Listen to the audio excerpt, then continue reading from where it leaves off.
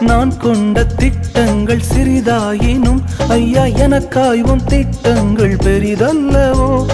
புழுதியில் இருந்து என்னை உயர்த்தினீரே, ராஜாக்களோடு அமர்த்தினீரே.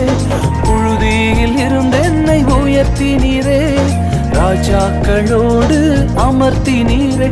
உந்தன் கிருபைகளை எண்ணி நான் பாடுவேன், உந்தன் மகிமைதனை தினம் நான் ருசிப்பேன். அல்லேலுயா அல்லேலுயா அல்லேலுயா அல்லேலுயா. உம்மை உயர்த்துவதே எங்கள் நோக்கமையா, உம்மை பாடுவதே எங்கள் மேன்மையா.